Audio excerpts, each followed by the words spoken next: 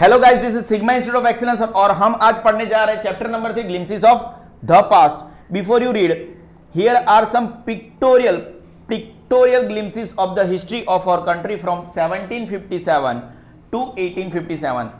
These pictures and speech bubbles will help clarify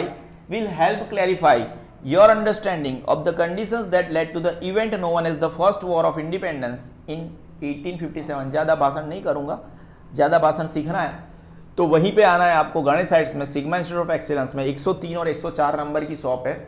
यहाँ पे इतना भाषण मिलेगा कि आप उसके बाद में कोई भी भाषण सुनने के लायक नहीं बचोगे, ठीक है ना।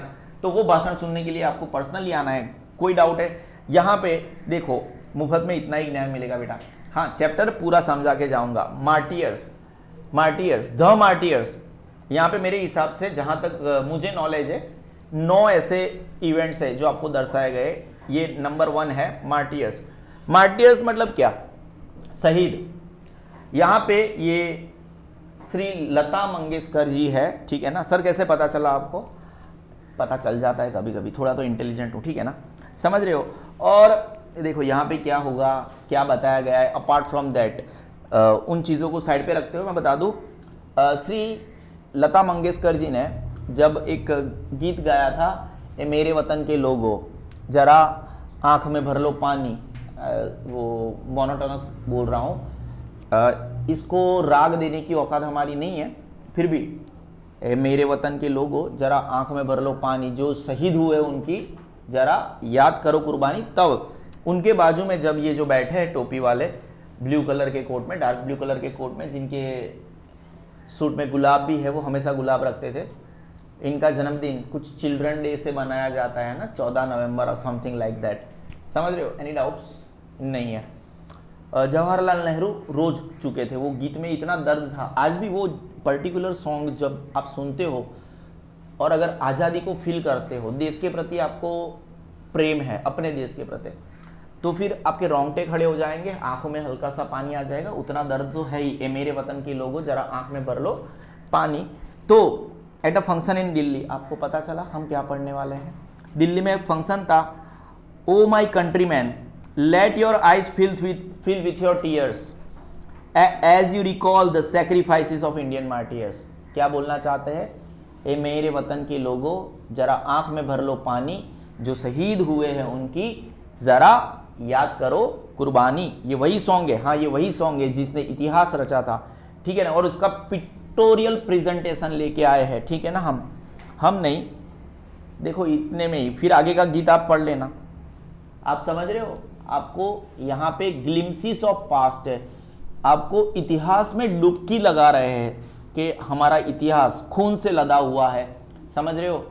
जैसे शहीद भगत सिंह है, आपको पता है शहीद भगत सिंह एक ऐसे हिंदू सिख है, वैसे वो, समझ रहे हो, इनकी पाकिस्तान में भी बाकायदा इज्जत है। वहाँ पे उनके नाम का म्यूजियम है शहीद भगत सिंह का। हालांकि वो उनका जन्म भी वहीं का है, लाहौर का जन्म है, लाहौर में उनके नाम का म्यूजियम है। समझ रहे हो?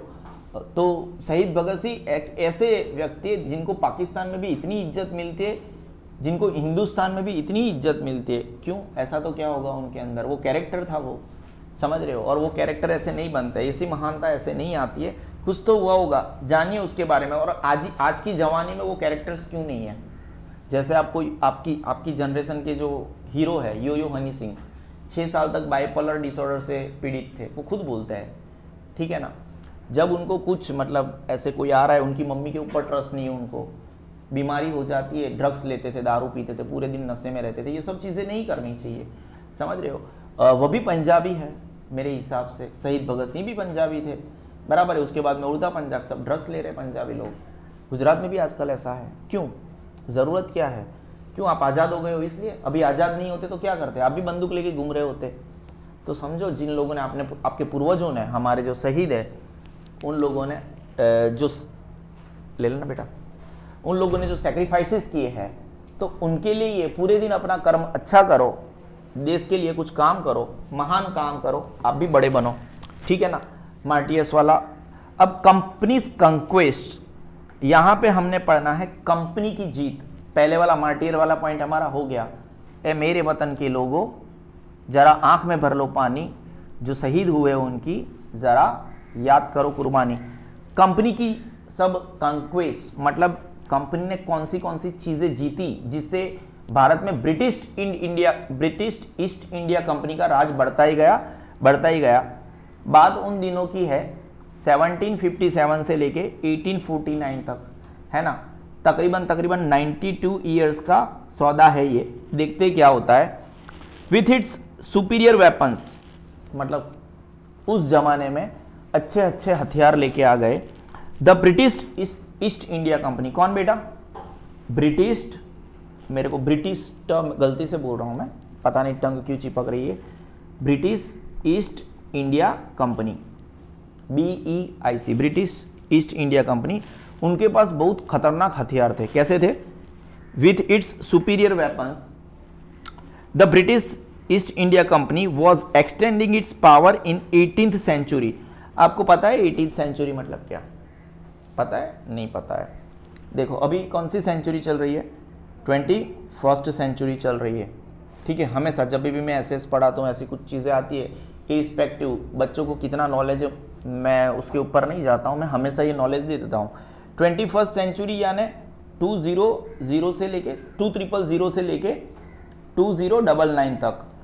19th सेंचुरी मतलब 28, सॉरी बीच में एक रह गई सर, क्यों गब्बा दे रहे हो, ऐसे नहीं चलता, भूल गए सर। देखो 20th सेंचुरी मतलब 1900 से लेके 1999 तक। 19th सेंचुरी मतलब 1800 से लेके 1899 तक।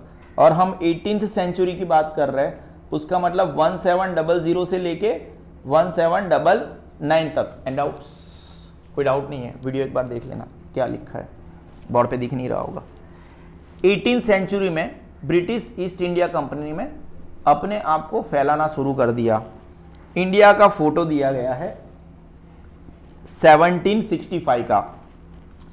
पाकिस्तान भी हमारा हिस्सा था, उससे पहले अफगानिस्तान भी हमारा हिस्सा था, ठीक है ना। देखो यहां पे जो नीचे इस मैप को कैसे समझना है, इस मैप को कैसे समझना है, जो येलो पोर्शन है वो इंडियन प्रिंसेस मतलब राजघराने थे उस टाइम पे। क्या थे? राजघराने थे उस टाइम पे, आपको पता होना चाहिए। जैसे महाराणा प्रताप का एक राजघराना था। और ये जो पिंकिश टेरिटरी दिख रही है, पिंकिश टेरिटरी दिख रही है ना, पिंकिश नीचे, वो ब्रिटिश टेरिटरी है, उसने वहां से शुरुआत की थी। आपको पता होना चाहिए British East India company Gujarat में से भी शुरुआत करना चाहती थी। वो आते कहां से? हमेशा पानी, देखो उसके आजू बाजू में पानी है, तो पानी से आते थे। तो उसने गुजरात से भी आने की कोशिश किया, फिर उसने बंगाल से उसको रास्ता मिल गया, तो वेस्ट बंगाल से वो घुसे, बंगाल से घुसे, क्योंकि वहाँ के राजा थोड़े लालची थे, तो वहाँ से घुसे और धीरे धीरे अपने आप को फैलाना। देखो ये मैप में तो हर जगह पे इंडियन टेरिटरी ज़्यादा है ब्रिटिश टेरिटरी से, लेकिन एक ज़माने में फिर उनकी टेरिटरी ज़्यादा हो गई, समझ रहे हो। नाउ क्या हो गया, थोड़ा राइट हैंड साइड घुसते हैं हम। Indian princes were short sighted. What is the meaning of short sighted? जैसे कि हमारी आजकल की जनरेशन है, हम फार साइटेड मतलब क्या? फार साइटेड मतलब क्या? दूर तक देखना। शॉर्ट साइटेड मतलब जैसे मैं आपको ऐसा बोलता हूं कि आप चलो मेरे साथ, मैं तुमको एंजॉय कराऊंगा, घर पे ऐसा बोल देना कि हम पढ़ के आए, ठीक है ना, आप समझ रहे हो। और पूरा महीना हम पढ़ेंगे नहीं, रोज घर पे झूठ बोल देना मैं तुमको एक दिन क्रिकेट खेलने लेके जाऊं, गलत है ना। आप छोटा सोचते हो, एक फेल हो जाओगे, एक दिन मम्मी दूसरा ट्यूशन रखवा देगी, समझ रहे हो, और फेल होना भी आपके लिए तो नुकसान है। तो आपने सिर्फ एक दिन का देखा, शॉर्ट साइटेड। क्या देखा? दूर तक सोच नहीं रहे हो। That upstart Rajba call the English merchants, बराबर है, they will help me to defeat him, ठीक है ना।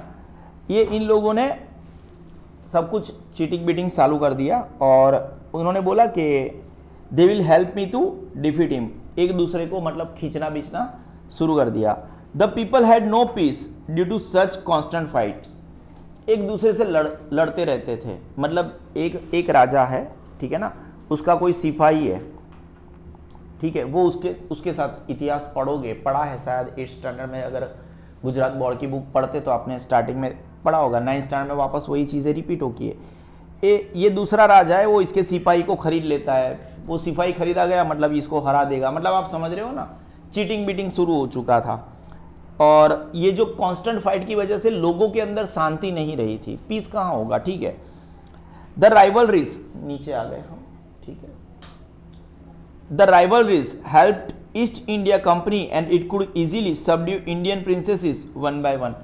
वो ऊपर आपने 1765 का मैप देखा, उसके अंदर भारतीय राजघराने ज्यादा थे, लेकिन धीरे धीरे इन लोगों ने सबको, डिवाइड एंड रूल की पॉलिसी थी। पॉलिसी क्या थी बेटा?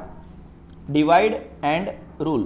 तो एक दूसरे के बीच में राइवलरीज हुई, आपको पता है, वहां पे पढ़ रहा हूं ना, वो राइवलरीज, एक दूसरे के बीच में झगड़ा हुआ, और इसकी वजह से ईस्ट इंडिया कंपनी थी, ब्रिटिश ईस्ट इंडिया कंपनी, वैसे फ्रेंच ईस्ट इंडिया कंपनी भी थी, लेकिन ब्रिटिश ईस्ट इंडिया कंपनी में पहले ही उसको हराकर अपना राज स्थापित कर दिया था। And it could easily subdue Indian princess, एक बाय वन उसको हरा दिया। ये बताओ ये कौन होगा, ठीक है ना? ये भाई टीपू सुल्तान है। ये वो सुल्तान है जिसके बारे में इतिहास में बहुत ऊपर नीचे लिखा गया है, और आज की तारीख में इनके नाम पे इंडिया में झगड़े होते हैं। आज की तारीख में इनकी एक जन्म डेट आता है, जन्म डेट मतलब बर्थडे, क्या आता है इनका? एक बर्थडे आता है। उस बर्थडे के दिन ये जो मैसूर के किंग थे ये, अब ऐसा माना जाता है इन भाई साहब ने हिंदुओं के साथ बड़ा अन्याय किया था, और why should we follow him, ऐसे क्वेश्चन हिंदू बोलते हैं, आई एम ऑल्सो हिंदू, तो मैं भी उनमें से एक हूं, कि हम इनका बर्थडे क्यों मनाएं? क्या वो हमारे राजा राम का बर्थडे मनाएंगे? नहीं मनाएंगे। क्या वो हमारे लिए जय श्री राम बोलेंगे? तो मैं भी उनमें से एक हूं। हालांकि मुझे ये टीपू सुल्तान मैं जब बच्चा था 1995 के दौरान बहुत पसंद थे। आपके मम्मी पापा भी एग्री करेंगे मेरी बातों से। 1995 के अराउंड, जैसे हमारे टाइम पे शक्तिमान सीरियल आता था, वैसे टीपू सुल्तान भी आता था, महाभारत आता था, रामायण आता था टीवी पे, दिल्ली दूरदर्शन होता था उस टाइम पे। आपके पापा ने भी देखा होगा टीपू सुल्तान ऐसे। अब आज भी गूगल पे मिल जाएगा इसका, ये जो सॉन्ग गा रहा था ना, तो वन बाय वन ये मिल जाएगा, ठीक है। तो उस टाइम पे हमें ये हीरो लगता था। और ये जहाँ पे भी है किंग ऑफ मैसूर, ठीक है। तो ये फार सीइंग रूलर लाइक, मतलब जो दूर तक देखने वाले, शॉर्ट साइटेड नहीं, फार सीइंग रूलर्स, वैसे ये भी हारे थे। Like the brave Tipu of Mysore for the British till died fighting, जब तक मरे तब तक फाइट करते रहे। देखा वापस इस बुक में इनके बारे में अच्छा लिखा गया है। इनके बारे में जैसे अकबर थे, अकबर महान था, ऐसा ही हमें पढ़ाया गया है। उन्होंने हिंदू धर्म के लिए क्या गलत किया कभी नहीं पढ़ाया गया। कितने मंदिर तोड़े गए, उसके ऊपर मस्जिद बनाई गई, कभी नहीं बताया गया, ठीक है। तो हमें हमारी इतिहास में प्रॉब्लम है, ठीक है। Thank God there is peace in the country now, no more wars and no looting by thugs. क्या बोलना चाहते हैं? देखो ये जब जीत होती थी, ये ऊपर लिखा है, how did Indians react to this conquest. जब ऐसे एक राजा जीतता था, एक हारता था, फाइटिंग होती थी ना। कंक्वेस्ट मतलब जीत, एक बंदे को जब हरा के हम जीतते उसको हम कंक्वेस्ट बोलते हैं।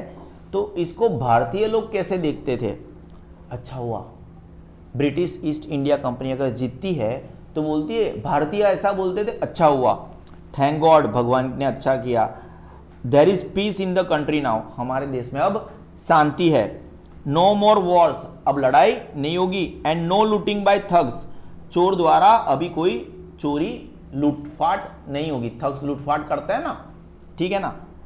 इट इज गॉड वो सेंड द ब्रिटिश। ये भाई साहब देखो ये बोल रहे हैं, वो बोल रहा है कोने वाला, वो कोने वाला एरो है ना, फिर ये दूसरा वाला, दूसरे वाला ये इट इज गॉड, देखो बीच वाला ये बोल रहा है वो एरर किया गया। पता चल रहा है? आपने कभी ऐसी स्टोरीज पढ़ी है? इट इज गॉड वो सेंड द ब्रिटिश, भगवान ने भेजा है ब्रिटिशर्स को। क्या बात है। Our destiny is linked with them. Destiny मतलब मंजिल, डेस्टिनी मतलब क्या बेटा? मंजिल। हमारी जो मंजिल है वो उनसे जुड़ी हुई है। आगे आ जाते हैं, देखो मुछ वाले भाई साहब, मुच्छड़ क्या बोल रहे हैं? The white mine has killed और डिथ्रोन्ड अवर किंग्स। अभी देखो अलग अलग बातें हो रही है। भूरिया आए और हमारे राजा को डिथ्रोन, उनके थ्रोन से, गादी से हटा दिया, है ना। कुछ हुआ? Okay fine, what time is it now? क्या टाइम हुआ? वेरी गुड, आधे घंटे में ट्राई करूंगा, नहीं तो 1 पार्ट 2 पार्ट ऐसे करके अपलोड करेंगे, ठीक है, क्योंकि लंबा चैप्टर है। इश्यू है कोई? नहीं है ना? ठीक है, देना भाई, क्या कर क्या रहा है?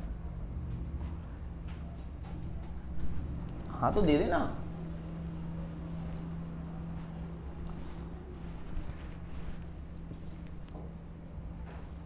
ये चाहिए क्या? चाहिए क्या? पूछ क्या? अब दूसरे लोग, एक लोग ऐसे बात कर रहे हैं कि भूरिये लोग भगवान है। अब ये लोग क्या बात कर रहे हैं? देखो, मुच्छड़, ये भूरिया आए और हमारे राजाओं को गादी से हटा दिया, बहुत बुरा किया। क्या किया? बहुत बुरा किया। The white man has killed, या तो हमारे राजाओं को मार दिया, या तो डिथ्रोन समझे ना, राजगद्दी से हटा दिया। सम किंग्स वेर नॉट गुड। अब ये क्या बोल रहा है? कोने वाले भाई साहब ऐसे एरो किया है ना, ये क्या बोल रहा है? कुछ राजा अच्छे थे ही नहीं, कुछ राजा अच्छे थे ही नहीं, but after all they were of this land. लेकिन वो हमारे लोग तो थे ना, भले अच्छे नहीं थे। ये भूरिये थोड़ी ना हमारे हैं, समझ रहे हो? भूरिये हमारे थोड़ी ना। ये बीच वाले भाई साहब बोल रहे हैं, ऐसे एरो है ना। अब बीच वाले भाई साहब क्या बोल रहे हैं? Now we have become slaves of foreigners. Slave मतलब क्या बेटा? स्लेव मतलब गुलाम। स्लेव मतलब क्या बेटा? गुलाम। फॉरेनर्स मतलब विदेशी। अरे वो ऊपर, ठीक है, कोई टेंशन नहीं है, मैं आ जाऊंगा, टेंशन नहीं है। आप समझे बातों को? स्लेव्स मतलब क्या? गुलाम। Now we have become slaves of foreigners. British rule. 2 picture खत्म हुए, 2 पिक्चर घर पे होगा। बोल, व्हीकल है, लेकर आए, जा बोल लेके आवे, और टिफिन भी दे दे। चालू वीडियो में सर क्या क्या बोलते हो? अब क्या करें, पूरे दिन हमारा तो 24 घंटे वीडियो चलता है, समझ रहे हो? अंडरस्टैंडिंग, समझ जाएंगे गाइस, प्लीज समझना गाइस। कभी कभी मुझे बोलना पड़ता है। वैसे आपको तो व्लॉग्स देखने की आदत है ना? पता है व्लॉग्स में तो सब कुछ बोलते हैं, वो मल्हान के व्लॉग्स है ना, कौन है, निश्चल व्लॉग्स नहीं देखते आप? अच्छी बात है, वेरी गुड। British rule. अब 1765 से लेके 1836 ब्रिटिश रूल की बात करेंगे। देखो ये भाई साहब उधर पे, ये कौन है बेटा? Religious leaders preached ideas. Preaching कौन करता है? जो धार्मिक ज्ञान देता है। प्रीचिंग कौन करता है? जो अपने प्रवचन देता है ना। प्रीचिंग मतलब आप प्रवचन समझो। बेटा मोनू, पापा सुन रहे, बेटा तू सो रहा है। प्रवचन। प्रीचिंग मतलब क्या बेटा? प्रीचिंग मतलब क्या? प्रवचन। रिलीजियस लीडर्स, धार्मिक गुरु क्या करते हैं? धर्म गुरु क्या करते हैं? प्रीचिंग करते हैं ना। Ideas like untouchability and child marriage. देखो, अनटचेबिलिटी मतलब अस्पृश्यता। अनटचेबिलिटी मतलब अस्पृश्यता। पहले के जमाने में कैसा था? ब्राह्मण, क्षत्रिय, शूद्र, ऐसे 4, वैसे हमारे देश में 18 वर्ण है। कुछ लोगों को ऐसा ही लगता है 4 ही वर्ण है। वैश्य, ब्राह्मण, क्षत्रिय, वैश्य और शूद्र। कुछ को लगता है हमारे देश में सिर्फ 4 वर्ण है। हमारे देश में 18 वर्ण है। कितने वर्ण है? जिनको इतिहास का ज्ञान नहीं है उनको हम इतिहास का अलग से ज्ञान दे सकते हैं। हमारे पास अभी हाल फिलहाल इतना टाइम नहीं है। अनटचेबिलिटी मतलब अगर मैं ब्राह्मण हूं और एक शूद्र है, इसको टच, ये मेरे को गलती से टच करेगा, क्या करेगा? तो फिर इसको कोई मैं सजा दूंगा, क्या करूंगा? और ये गलती से मंदिर में चला जाएगा तो मंदिर को ना पूरा नहलाना पड़ेगा, पवित्र करना पड़ेगा। हमारे देश में अनटचेबिलिटी था, अस्पृश्यता बोलते हैं। अरे यार इन लोगों का चालू हो गया, ठीक है। गणपति, अस्पृश्यता, मैं लिखने की कोशिश करता हूं, अस्पृश्यता, ठीक है। अरे यार नॉनसेंस। एंड चाइल्ड मैरिज, आप समझते हो चाइल्ड मैरिज क्या चीज है? Anyone who crosses the seas loses his religion. और जो भी मर्यादा को तोड़ेगा वो अपना धर्म गवा देगा, ठीक है। All the misery in the world is due to woman. देखो, anyone who crosses the seas, मतलब दरिया को, जो वो पर्टिकुलर उस पैराग्राफ का मतलब ऐसा होता है जो दरिया को क्रॉस करेगा वो अपना धर्म घुमा देगा, वो लॉसेस इज रिलीजन। बात खत्म ना। ये दूसरा कुछ प्रवचन दे रहा है, प्रीचिंग। इनका प्रीचिंग देखो, ये उधर पे जो धर्मगुरु है वो और कुछ बोल रहे, भाषण दे रहे हैं। अब ये यहाँ पे कोई धर्मगुरु है, all the misery in the world is due to woman. इस दुनिया में कहीं भी थोड़ा बहुत दुख है तो वो सिर्फ और सिर्फ लेडीज की वजह से। इनका भी देखो, सुन लो। और ये यहाँ पे क्या बोल रहे हैं, the truth was that Indians had lost self respect, the British conned them. अब ये क्या बोल रहे हैं, ये इनको कॉन कर रहे हैं। The truth was that, Bharat के अंदर, भारत के लोगों के अंदर सेल्फ रिस्पेक्ट, आत्मसम्मान जैसी कोई चीज नहीं है। क्या बात है। अब वो भाई साहब बोल रहे बीच वाले, the natives are unworthy of trust and incapable of honesty. Native Indians मतलब भारत में जो रहने वाले, जिनके अंदर भारत का खून बह रहा है, अनवर्दी ऑफ ट्रस्ट, जिनके ऊपर वो ट्रस्ट के लायक नहीं है, विश्वास के लायक नहीं है ना। And incapable of honesty, honesty जैसी कोई चीज, ऑनेस्टी जैसी कोई चीज उनके अंदर नहीं है। True your honour but I am honest. ये इधर पे पीछे से बोला, यस आप बोल रहे हो, सही बात है, पर मैं तो कैसा हूं, ऑनेस्ट हूं। कैसा हूं, ऑनेस्ट हूं। बीइंग मर्चेंट्स, मर्चेंट्स मतलब व्यापारी। मर्चेंट्स मतलब क्या बेटा, व्यापारी। समझते हो व्यापार कौन करता है, वो खरीद के बेचने का, उधर पे बोल रहे हैं। बीइंग मर्चेंट्स द ब्रिटिश, देखो ब्रिटिशर्स यहाँ पे मर्चेंट बन के आए थे, ब्रिटिश ईस्ट इंडिया कंपनी, व्यापारी बन के आए थे। क्या बन के आए थे बेटा, व्यापारी बन के आए थे। नेगेटिव वाइब्स दे रहा है तू मेरे को, तेरे से ज्यादा उम्र है मेरी, 3 गुना उम्र है, फिर भी सुबह से शाम तक काम कर रहा हूँ। तो अभी भी यंग है, ऐसे आलस कहाँ से आ जाती है, मुझे तो ये नहीं पता चला। थोड़ी सी खरीद के मेरे को भी दे। बीइंग मर्चेंट्स, और ये तू मुंह में ऐसे ऐसे क्या करता रहता है पूरे दिन, पढ़ने में ध्यान दे। Being merchants the British wanted quick profits. क्या चाहिए था उनको, अब तू कर रहा है, तू भी पूरे दिन सोता ही रहता है, उनको ज्यादा से ज्यादा प्रॉफिट चाहिए था। Their heavy taxes force farmers to abandon their lands. उन लोगों ने हमारे देश के खेडूत पर ज्यादा टैक्सेस लगाए, इसीलिए अबैंडन मतलब क्या, छोड़ जाना। अबैंडन मतलब क्या, अपना खेत छोड़ के भाग गए, abandon their fields. But your man are taking all my crop. देखो ये, अब ये जो खेडूत है, ये इसको क्या बोल रहा है, भुरिया को बोल रहा है छुमार आदमी मेरा, मतलब हिंदू है, लेकिन वो अंग्रेज को नॉर्मल हिंदी पता नहीं चलेगी। अगर ऐसा बोलेगा तुम्हारा आदमी मेरा सब लेके जा रहा है, तो उसको पता नहीं चलेगा, उसको मॉडिफाइड हिंदी पता चलेगा। सर तुम्हारा आदमी मेरा सब कुछ लेके, क्रॉप लेके जा रहा है, उसको ये हिंदी पता चलेगा। कौन सा हिंदी पता चलेगा, ये हिंदी पता चलेगा। But your men are taking all my crops. Okay. You are still in the arrears. If you don't pay tax next week, I will send you to jail. देखो हम तुम्हारे पे, you are still in arrears, बाकी है तुम्हारा। arrears मतलब क्या, बाकी, अभी भी तुम्हारा बाकी है पैसा। अगर तुम हमको 1 वीक में पैसा नहीं देगा, हम तुमको जेल में भेज देंगे। कोई डाउट है नहीं है। ये बुरिया उसको रिप्लाई दिया, ये बुरिया है, इसको क्या बोलता है, you are still in arrears, you are still in arrears. Arrears मतलब क्या, बाकी, बाकी है तुम्हारा को पैसा देने का, टैक्स का। If you don't pay next week, I will send you to jail. अगर तुम मेरे को नेक्स्ट वीक तक पैसा नहीं देती, मैं तुमको जेल में भेज देगा। कोई डाउट नहीं। और एक पिक्चर्स नीचे, इसमें ऐसे जनरल दिया गया है, कहा है still the British invented other methods which give them more profits. और ब्रिटिशर्स ने नई नई मेथड्स उजागर करना स्टार्ट किया, ढूंढना स्टार्ट कर दिया, जिससे उनको ज्यादा से ज्यादा प्रॉफिट्स हो। कौन राक्षस प्रजाति का मानुस बाहर हंस रहा है, हमें पता नहीं चलता।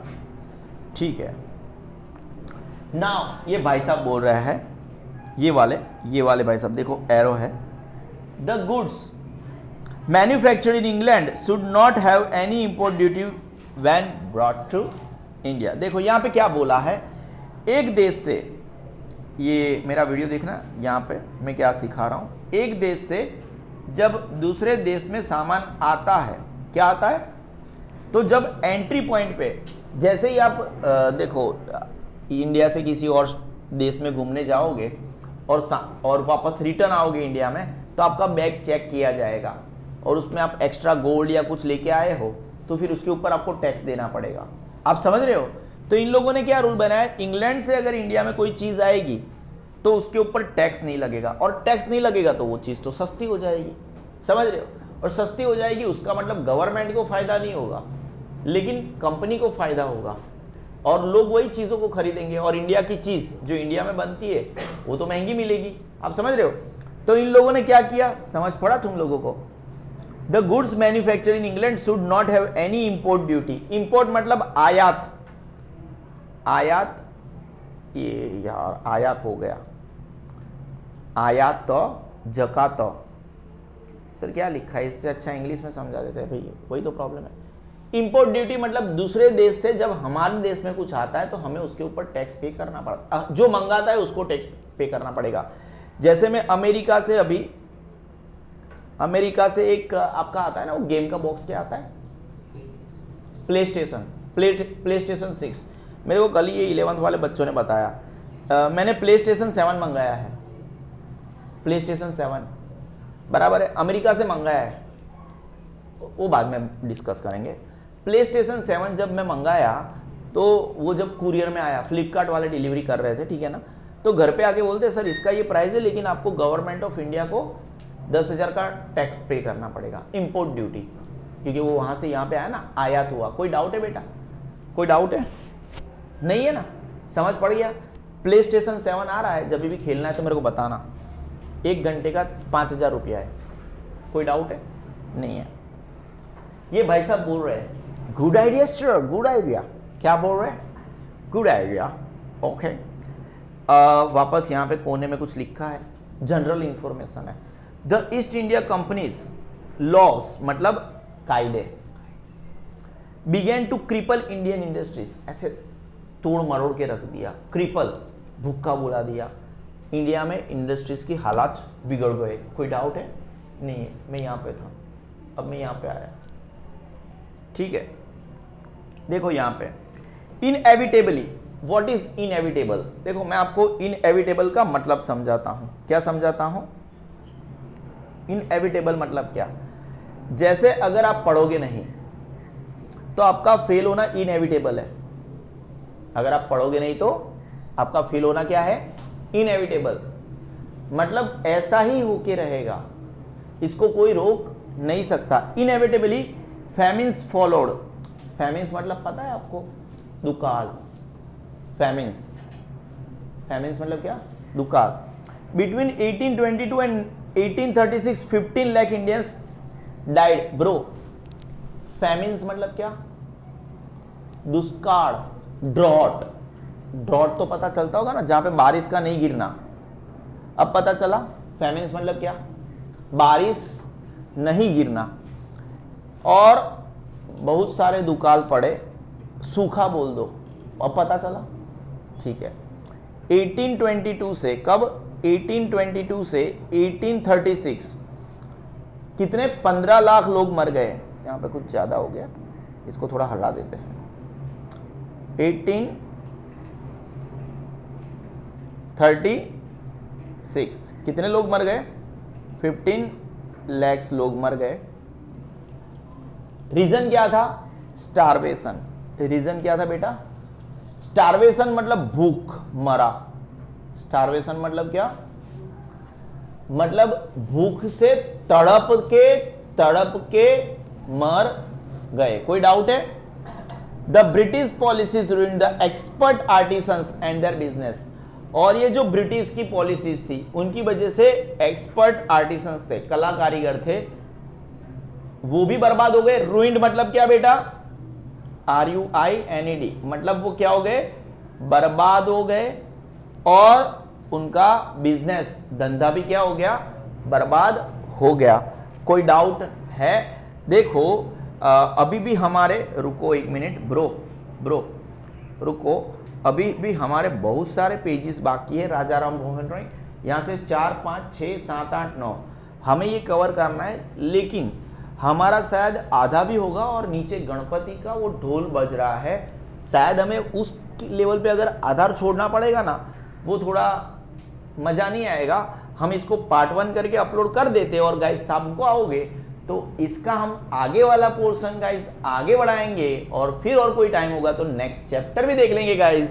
और क्योंकि आप यहीं पे पढ़ने आते हो, this is Sigma Institute of excellence and I am Nikhil Solanki. Have a nice day.